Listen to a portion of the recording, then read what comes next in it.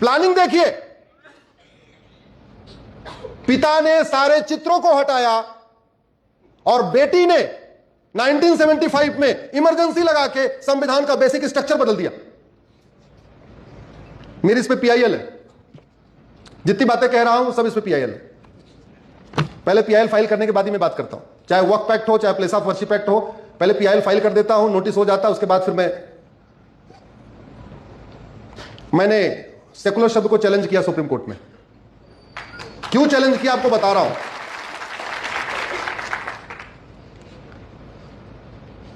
18 मार्च 1976 को लोकसभा का टेन्योर पूरा हो गया।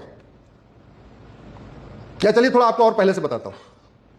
जून 75 में 12 जून 75 को हाईकोर्ट का फैसला आया कि इंदिरा गांधी की जो ये संसदीय है ये अवैध है, इन्होंने फ्रॉड किया है, इन्होंने चीटिंग किया है, इन्होंने बहुत माल प्रैक्टिस किया है, इन्होंने बहुत बूथ कैप्चरिंग कराया है, इसलिए इनकी संसद की सदस्यता खत्म की जाती है।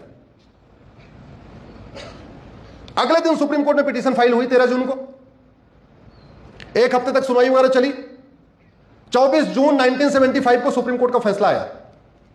सुप्रीम कोर्ट ने कहा ठीक है, हम हाई कोर्ट के फैसले को स्टे कर रहे हैं, आपकी जो संसद की सदस्यता हाई कोर्ट ने खत्म किया है हम उसको रोक रहे हैं, लेकिन सारी कंडीशन वो डाली जो कुछ दिन पहले अरविंद केजरीवाल को जमानत देते समय डाली गई थी। कंडीशन क्या डाली सुप्रीम कोर्ट ने?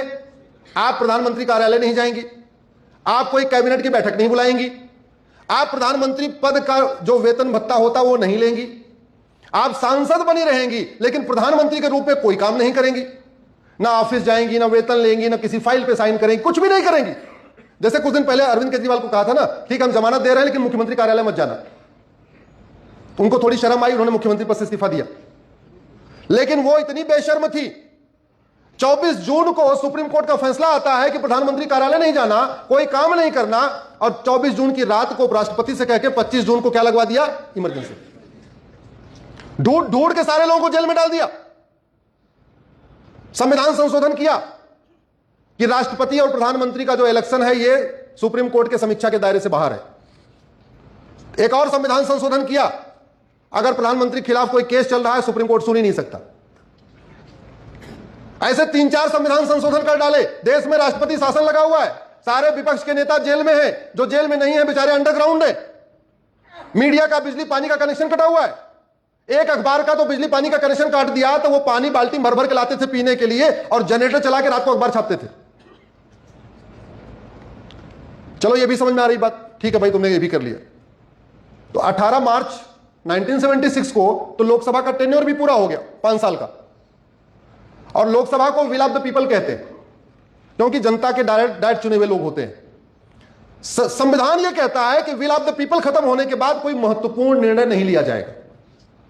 इमरजेंसी लगी थी केवल प्रशासनिक काम बढ़ाने के लिए, भाई ठीक है सबको जो नॉर्मल मिनिमम चीजें वो चलती रहे, और यहां धड़ाधड़ संविधान बदला जा रहा था। चलो बाकी बदल लिया तो समझ में आता है। जब मार्च 76 में पूरा हो गया तब तो लोकसभा भी नहीं बची, और नवंबर 76 में संविधान का बेसिक स्ट्रक्चर बदल दिया, प्रियम्बल को बदल दिया। संविधान का प्रियम्बल संविधान का बेसिक स्ट्रक्चर कहलाता है। संविधान के लिखे हुए शब्दों को संविधान निर्माताओं ने कहा कोई बदलाव नहीं करेगा। संविधान निर्माताओं ने, बाबा साहब अम्बेडकर ने कहा था जो बदलाव करना है संविधान के अंदर करना है, संविधान के प्रियम्बल में नहीं करना है, क्योंकि उन्होंने कहा था कि इससे खतरा रहेगा। अगर आप कुछ जोड़ना शुरू करोगे तो कुछ घटाना भी शुरू कर दोगे।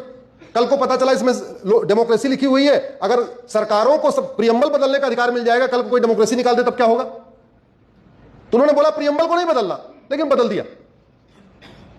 दुर्भाग्यवश आप देखिए पढ़े लिखे लोग भी, लोकतंत्र की बात करने वाले, संविधान की बात करने वाले, बाबा साहब अंबेडकर की बात करने वाले, वो लोग भी ऐसे विषयों पे लिखते पढ़ते नहीं हैं, बोलते नहीं हैं, कुछ जानते नहीं हैं, जो जानते हैं वो बोलते नहीं हैं। उनको एक्सपोज करने की ड्यूटी किसकी है? तरीका क्या है?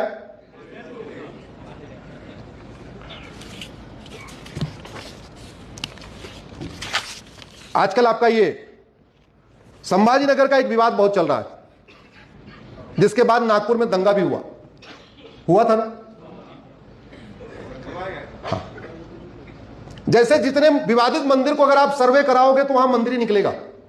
जहां खुदा वहां भगवान, जहां खुदा वाह भगवान।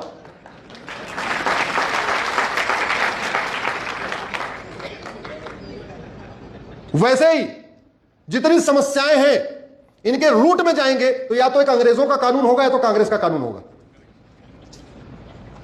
संभाजीनगर का विवाद क्या, इसको समझिए।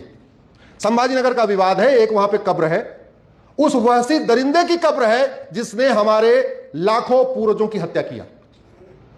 उस वहसी दरिंदे की कब्र है जिसके आदेश पे हमारी लाखों माताओं और बहनों का बलात्कार हुआ। उस वहसी दरिंदे की कब्र है जिसके आदेश पे भाग्यनगर वाले क्षेत्र में रजाकारों ने असंख्य नरसंहार किया। लेकिन उस वहसी दरिंदे की कब्र को सुरक्षित करने के लिए ये 1958 में नेहरू जी ने कानून बनाया, इसका नाम है एंशिएंट मॉन्यूमेंट एक्ट। अगर कानून नहीं होता, वहसी दरिंदों की कब्र तोड़ना अपराध नहीं होता, तो अगर एक एक ईंट भी उखाड़ते महाराष्ट्र वाले तो कोई कब्र बसती क्या, कोई मकबरा बसता क्या, कोई चबूतरा बसता क्या? नहीं। तो वहसी दरिंदों की कब्र सुरक्षित रहे, उसमें खरोच भी ना आ पाए, उसके लिए कानून बना दिया एंशिएंट मॉन्यूमेंट एक्ट। और आप लोगों के दिए हुए इनकम टैक्स से, आपके दिए हुए जीएसटी से, आपके दिए हुए टोल टैक्स, रोड टैक्स से, आपके दिए हुए पैसे से, आपके दिए हुए वैट और टीडीएस से हजारों करोड़ रुपए खर्च हो रहा है वहसी दरिंदों के मकबरों की रक्षा के लिए, उनकी कब्र की रक्षा के लिए। यह 1958 का कानून है। चीन हमसे 2 साल के बाद आजाद हुआ था। हम 1947 में गुलाम आजाद हुए और चीन 1949 में आजाद हुआ, 2 साल के बाद। 1 साल के अंदर 1950 आते आते उसने पूरे चीन से जापानियों का नामो निशान मिटा दिया। न किसी जापानी के नाम पे सड़क, न किसी जापानी के नाम पे मोहल्ला, न किसी जापानी की स्टैचू, न जापानी के नाम पे कोई गली, अपने किताबों से जापानियों का निशान मिटा दिया। 1950 के बाद जो बच्चे चीन में पैदा हुए उनको पता ही नहीं कि वो कभी चीन भी गुलाम था। गुलामी की चीज बताने वाली होती है क्या? जोर से बोलिए जरा। गुलामी की चीज संरक्षित करने वाली होती है क्या? चीन ने क्या किया? सब मिटा दिया। 15 लोगों का स्टैचू बनाया एक जगह, स्टैचू बना दिया है। वहां लोग पब्लिकली आते हैं तो शुरू में वहां इंफॉर्मेशन दी हुई है कि जब आप यहां घूमने आए तो आपको 3 काम करना है, या तो थूकना है, या तो थप्पड़ मारना है, या तो चप्पल से मारना है। वहां लोग आते हैं, लाखों लोग पर डे, और वो 15 दरिंदों के ऊपर थूक के जाते हैं, चप्पल से मार के जाते हैं। हमारे साथ फेसबुक पे जुड़िए, ऐसी ऐसी चीजें आपको वीडियो मिलते रहेंगे। मैंने कुछ दिन पहले डाला वीडियो, चाइना का वीडियो है, जहां विजिटर आए हुए हैं, कोई थूक रहा है, कोई चप्पल मार रहा है, कोई थप्पड़ मार रहा है। और हमने क्या किया? एंशिएंट मॉन्यूमेंट एक्ट बना के बाबर, हुमायूं, तुगलक, गजनी, गोरी, खिलजी, औरंगजेब, उन वैसे दरिंदों की, उनके हमने निशानी को सुरक्षित कर दिया। पहले यह कानून बना उनका चबूतरा सुरक्षित करने के लिए। उसके बाद 1991 में एक और कानून बना, उसका नाम है प्लेस ऑफ वर्शिप एक्ट। ये 1991 बना था। ये नेहरू जी ने बनाया, नरसिम्हा राव ने बनाया था।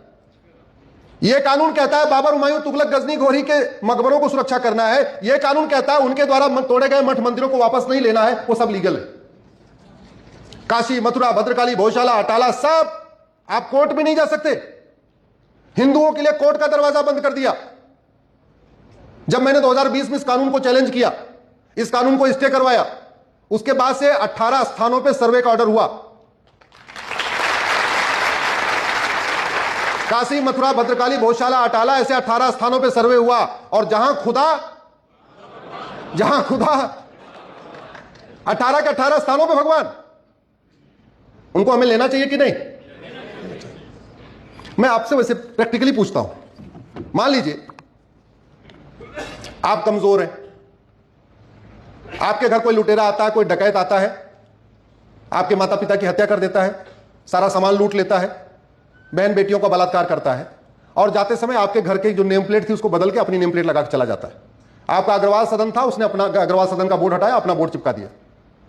जो भी आपके घर के सामने नाम लिखा हुआ था, पवार सदन, सिंधे सदन, देशमुख सदन, जो भी सदन लिखा हुआ था, वो बोर्ड हटा के अपना बोर्ड चिपका के चला गया। आप बड़े हो गए, आप अब सक्षम हैं, तो आप वो नेम प्लेट कंटिन्यू करेंगे, हटाएंगे? जोर से बोलिए जरा। घर की नेम प्लेट हटाएंगे लेकिन देश की नेम प्लेट नहीं हटाएंगे। हटाना चाहिए कि नहीं हटाना चाहिए?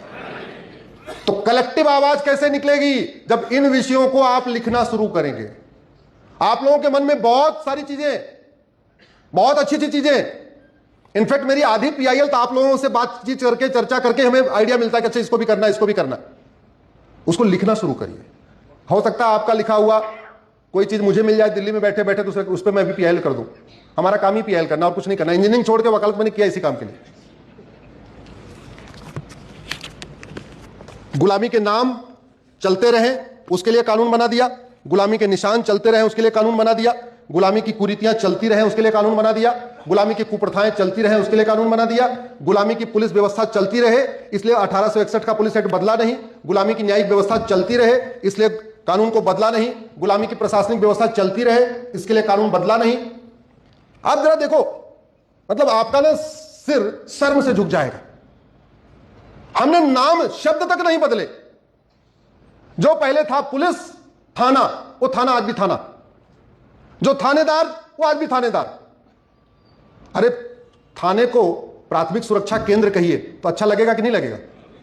प्राइमरी सिक्योरिटी सेंटर अगर हम थाना को बोले अच्छा लगेगा कि नहीं लगेगा? जैसे प्राथमिक स्वास्थ्य केंद्र होता है तो थाना हमारा क्या है? प्राथमिक सुरक्षा केंद्र है। अगर थानेदार को सुरक्षा अधिकारी कहे तो उसके अंदर थोड़ा सुरक्षा की भावना आएगी। अभी वो थानेदार बना हुआ है, वो हवलदार बना हुआ है, वही पेशकार जो अंग्रेज देके गए थे, जो मुगल देके गए थे, वही जिलेदार, वही थानेदार, वही कलेक्टर, वही कप्तान। हमने शब्द तक नहीं बदले। जब शब्द नहीं बदले तो सोच कैसे बदलेगी? सोच तो शब्दों से बदलती है ना। जो हम लिखते हैं, जो पढ़ते हैं, जो सुनते हैं, जो बोलते हैं, उसी से सोच बदलती है। जब शब्द ही नहीं बदला तो कैसे होगा? संविधान की कैसे कैसे व्याख्या हुई है उस पर मैं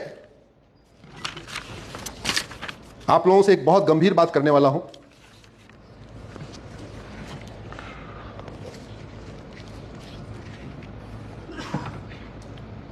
भारत माता की, भारत माता की, भारत माता की।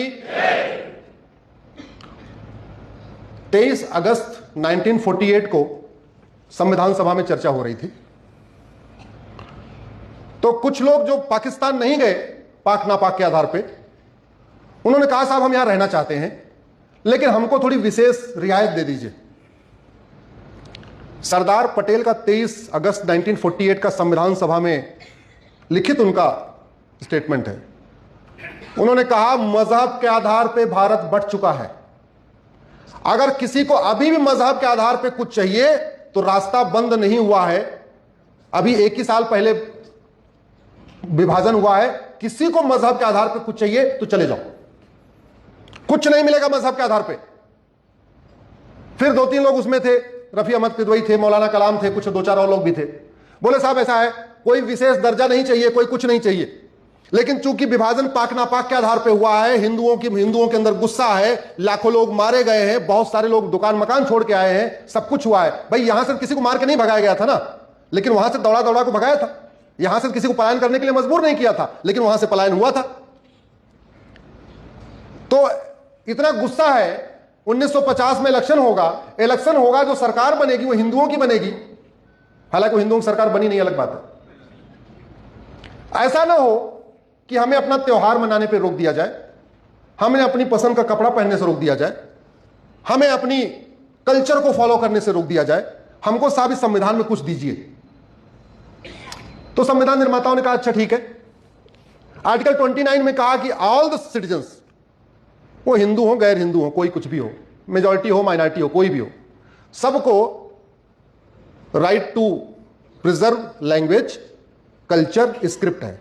सबको अपनी भाषा बोलने का अधिकार है, सबको अपनी स्क्रिप्ट को प्रोटेक्ट करने का अधिकार है, सबको अपना कस्टम फॉलो करने का अधिकार है, अपने त्योहार मनाने का अधिकार है।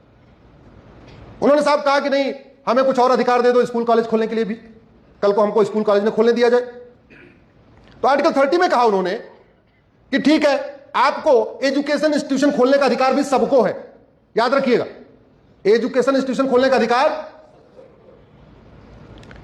लेकिन हमारे सुप्रीम कोर्ट के जजों ने इस आर्टिकल 25 से 30 को इतना मिस इंटरप्रेट किया कि नतीजा यह हुआ कि 500 साल